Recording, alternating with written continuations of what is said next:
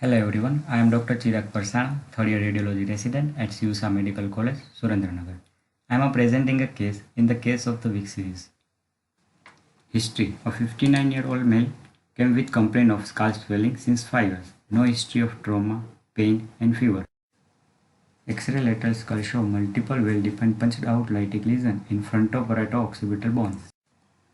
We did screening X-ray chest. We saw lytic lesion at lateral end of right clavicle.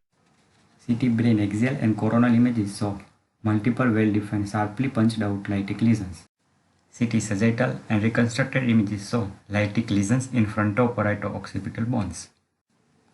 CT chest axial, coronal and sagittal images saw lytic lesion at lateral end of right clavicle and at the lateral aspect of right third rib. Summarizing my findings, multiple well-defined sharply punched out lytic lesions with soft tissue swelling.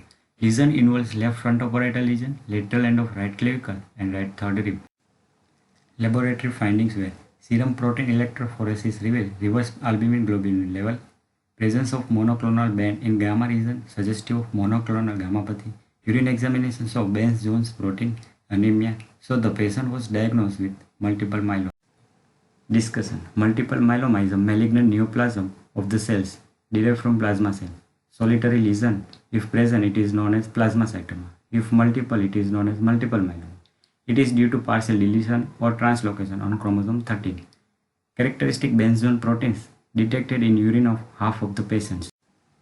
Symptoms include bone pain, initially intermittent but becomes constant, worse with activity, weight-bearing activity, and anemia, renal failure, proteinuria, hypercalcemia, other clinical complications such as pathological fracture, recurrent infection such as pneumonia due to leukopenia, reduced kidney function and/or kidney failure.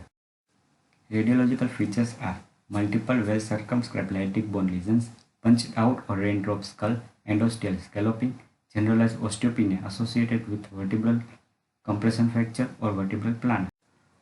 Differential interpretation: the border of multiple myeloma is usually better circumscribed than metastatic disease.